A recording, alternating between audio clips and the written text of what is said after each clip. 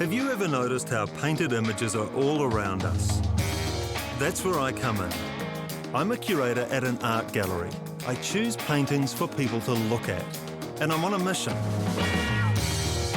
to show you why looking is worth it, to show you why painting matters. It can challenge you, play with you, and even lift your soul. Come with me on this journey through art and you'll see the world through new eyes. For centuries, paintings were made to look like the real world. But these days, it's as if anything goes. The word art usually makes us think of paintings hanging on walls. And the word painting usually makes us think of canvases inside frames. But in the last 100 years, painting has shrugged off its old formats. It's belly flopped right off the wall, and it's begun to flirt with other art forms. And this raises a question. How are you meant to look at a painting when it doesn't look like a traditional painting at all? One of the things painting did traditionally was show how the real world looked. Careful renditions of familiar things, safely contained inside frames. But in the 20th century, artists broke away from the old techniques and gave painting an astonishing shake-up. They started trying out new materials and new formats. Shockwaves of change rolled through the world of painting. And the big reason artists changed the way they painted was because the world had changed. The 20th century, like no time before, was marked by an explosion of images. Films and newsreels brought distant worlds and global events to life. Newspapers and magazines brought pictures of the world to everyone's doorstep every day. Everyone seemed to have jumped on the image bandwagon. Fashion, music, and especially advertising. The advent of television took it one step further, streaming moving pictures straight into everyone's living room. Painting was outgunned by a barrage of new images. With other people doing the old job of showing how the world looked, painters suddenly found themselves confronting some basic questions. Like, what's paint for? And what is a painting? To stay alive, painting has to find new ways of offering more than just a picture of the real world. The century's most memorable answer came from American Jackson Pollock when he laid vast, unframed swathes of canvas on the floor. Having the canvas on the floor, I feel nearer, more a part of the painting. Pollock didn't just ditch the easel, he found a new way to apply paint, letting it fall from a brush or a stick as he moved over and around the canvas. The result was not a picture of something, not an illustration. With his pours and splatters, Pollock wasn't copying nature, but trying to channel something of its swirling energy. The painting was a thing in itself, a physical experience. Pollock set in motion a new idea of the artist as a risk taker, an improviser, someone who discovers where they're going as they go. The painter's studio was no longer a place of easels and oils, of rules and regulations. It had become a test site, an art laboratory, a theatre for extreme experiments. French artist Yves Klein threw traditional tools out the window altogether in this work, Anthropometry. Naked women, cast in the role of brushes, drag each other across the canvas, leaving behind ghostly imprints of blue paint.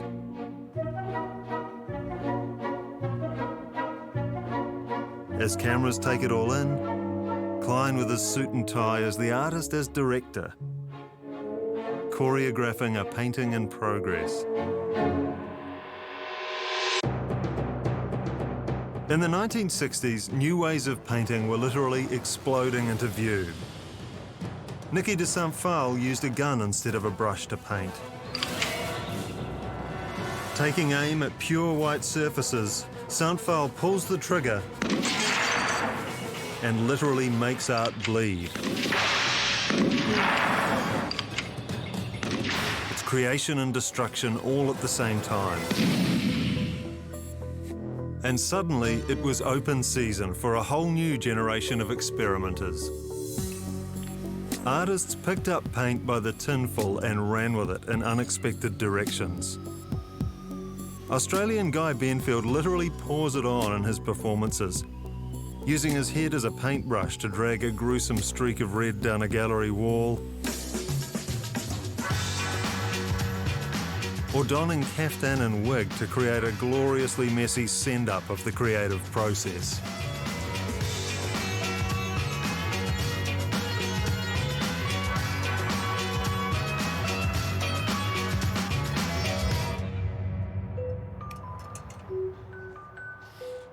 If you hunt a bit, you'll find painting thriving in all kinds of unlikely places. It's there in video and performance art. And it's even flourishing in places usually claimed by other traditional art forms. Here in New Zealand, artist Rowan Wellens is claiming some serious space for paint in a world usually dominated by wood, bronze and steel, the world of sculpture. There's only one response: what on earth? This massive paintball looks like it's fallen here from another planet. Actually, it looks like it is a planet made of paint. You can see the layers of paint down here and in here, and especially up here, where the artist has cut through the surface, revealing craters of colour.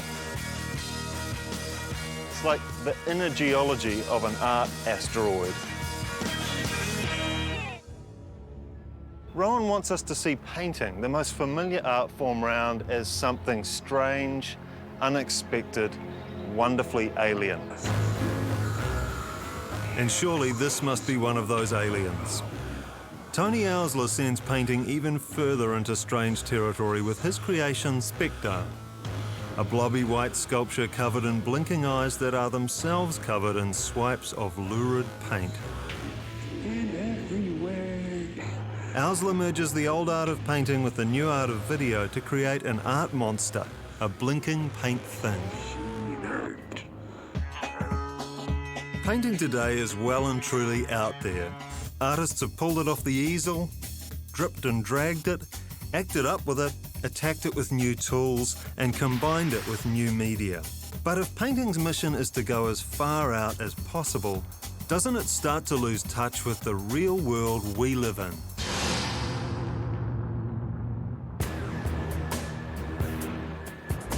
The world is a work in progress. It's open all hours and bursting with noise and chaos.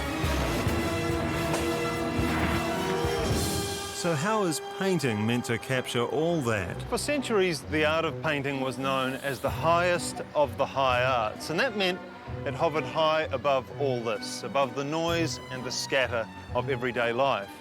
But the art of painting has received some of its biggest jolts of energy from artists who want to bring it back down to earth, who want painting to get real, to muck in, to join in on the energy of a world that's full to the brim with stuff and endlessly changing.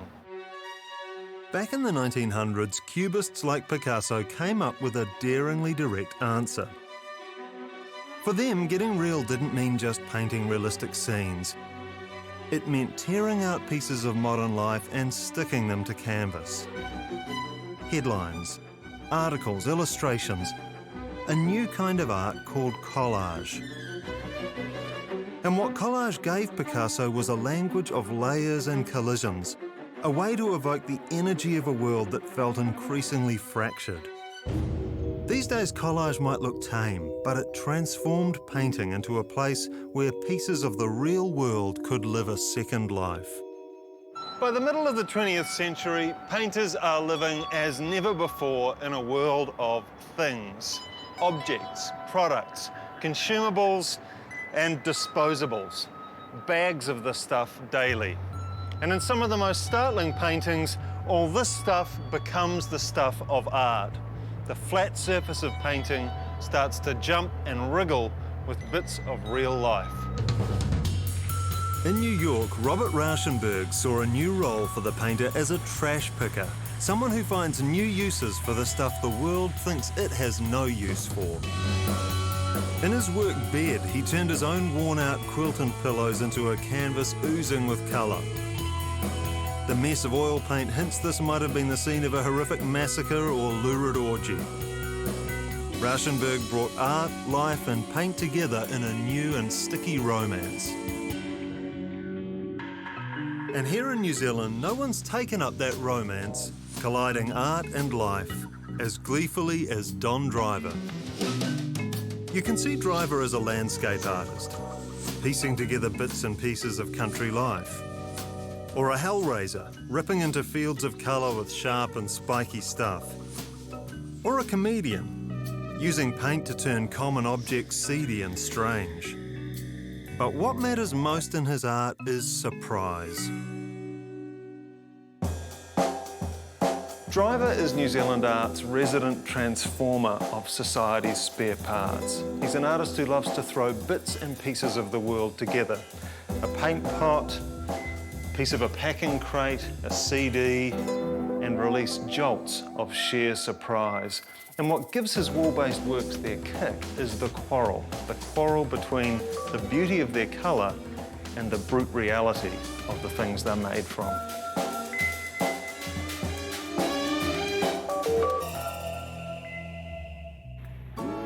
Including broken and lowly things in paintings is how artists get us wondering about the world we live in, what waste is and what's valuable, and what a painter's supposed to do.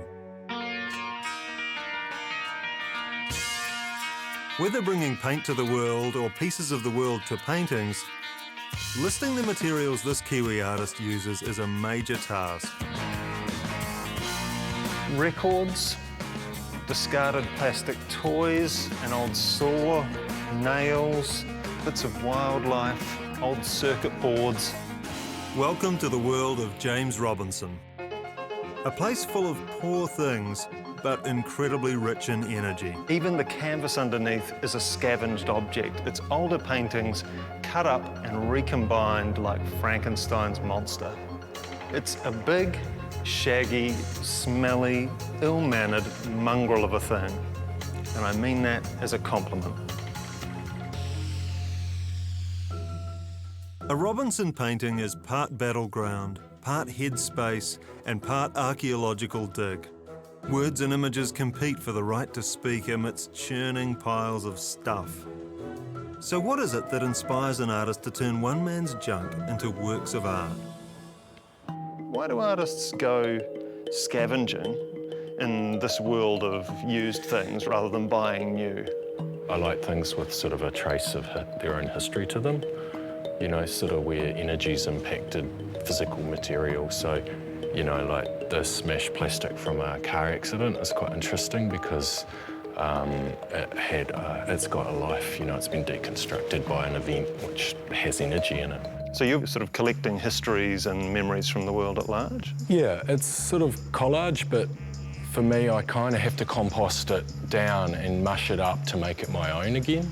Like, just on the surface of a work, like, it's okay that it's a paint pot lid, but it's also a circle that could be read as a, you know, a sun or a moon up there. You know, it has to have two-way associations. Where are those things coming from, and what prompts the decision to add something at a particular time? Basically, I'm confused about identity.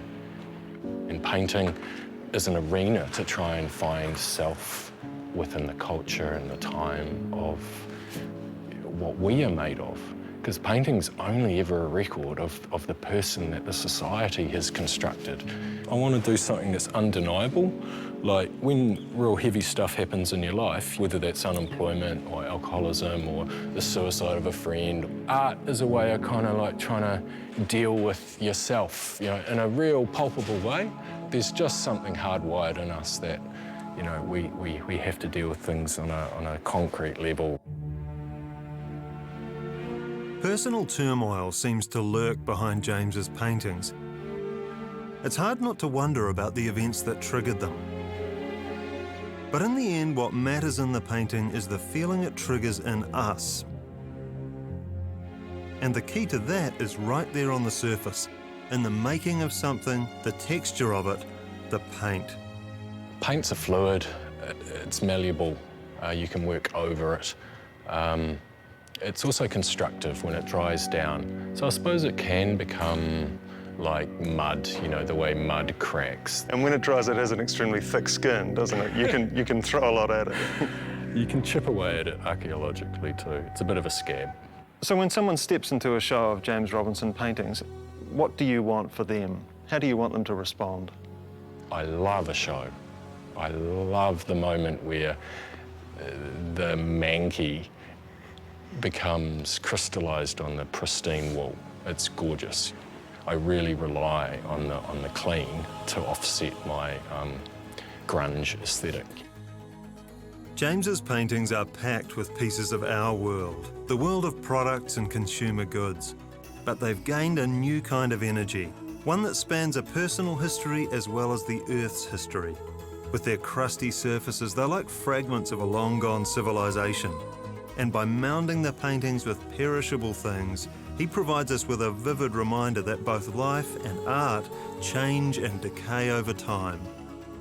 I want to make art that's about the world and my world, and if that's delusional or if that's a work in progress, so be it. But I've got to try with where I'm at now, and it is embarrassing, but it's hellishly fun as well, you know. Look into painting in the last 100 years and you see it opening up, unleashing new techniques, liaising with other art forms, and unearthing unlikely treasures from the world. But if painting keeps on changing shape like this, how are we supposed to know we're still looking at a painting? When you look at the real world, paint is everywhere. It's there to direct traffic, waterproof weatherboards, brighten up shop fronts, make cars shine and beautify faces. Paint as a substance is a pure and simple thing. Most of us had our first brush with paint way back when we were kids. We used it to respond to the world long before we had the words. And the pleasure wasn't just about what happened on the piece of paper. It was about dipping the brush, handling the stuff, playing around for its own sweet sake. And some of the best grown-up artists around are experts in this kind of play. Looking at this artwork by Julia Morrison is like opening your first set of paintbrushes all over again. Morrison's taken lowly floor mops and transformed them into things of bizarre beauty. Tweaking, perming and transforming each one so they bloom like the heads of extravagant flowers. But they also remind me of paintbrushes, a gigantic kit for a modern-day painter.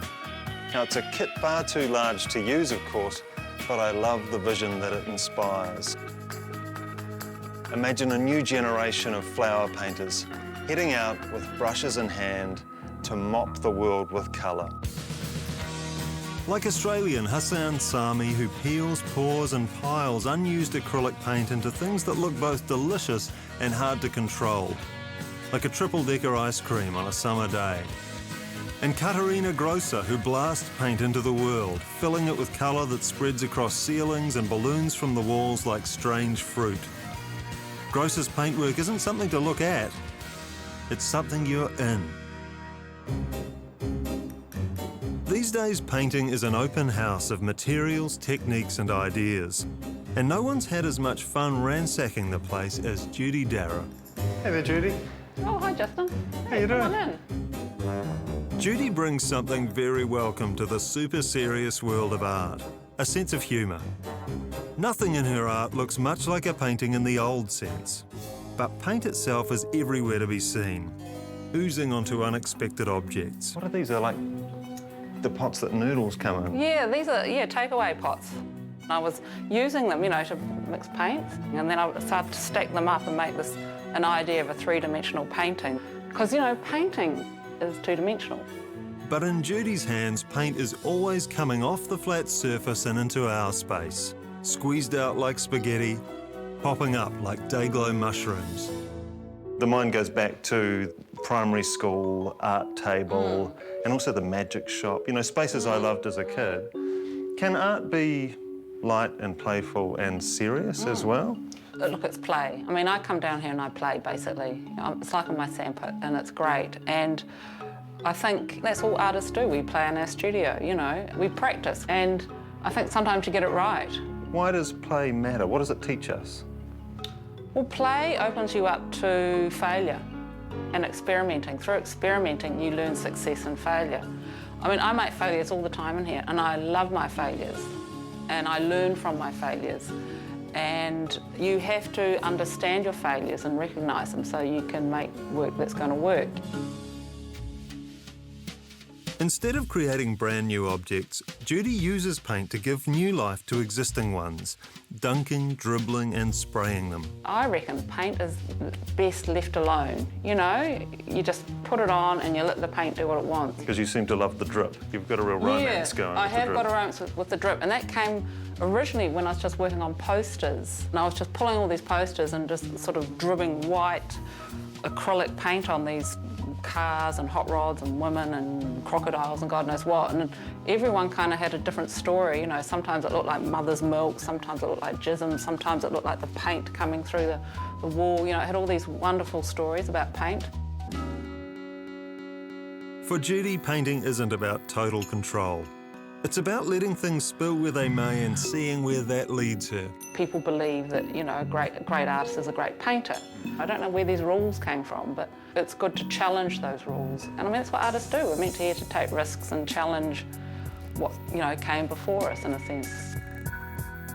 Judy's handmade art is great fun, but the fun has some serious targets, like all the slick and smoothed out imagery that surrounds us every day. I think what we see often today is a lot of the digital imagery is so clean. Our visual culture is full of this digitalised, cleaned up culture, photoshopped. And I think what we're missing is the touch of the hand, you know. I like the fact that you can look at something and see the glues blobbing out. You know, I like drawing back to attention the fact that, well, the glue does blob out, you know, and I'll just leave the glue blobbing out and the paint spilt all over it, you know. It's a reaction, I think, to that kind of visual culture which is so clean. I think as an artist that's what we're responsible to do, is make people look at things a wee bit differently, like skew it, you know, present another way of looking at something. It's amazing what artists have done to painting in the last 100 years. They've unframed and flung it, smeared it, combined it with other art forms, fused it with the real world, and just let it be. They've changed painting in so many ways, you might wonder what still makes it a painting at all. What makes it painting is paint. This simple substance that has such a long history and so much competition today. But by pushing paint in unexpected directions, testing to see what it can take, these artists end up showing how much life there is in the old medium. The tradition of painting, like paint itself, is a live, liquid, flowing thing. All you have to do is dive into it.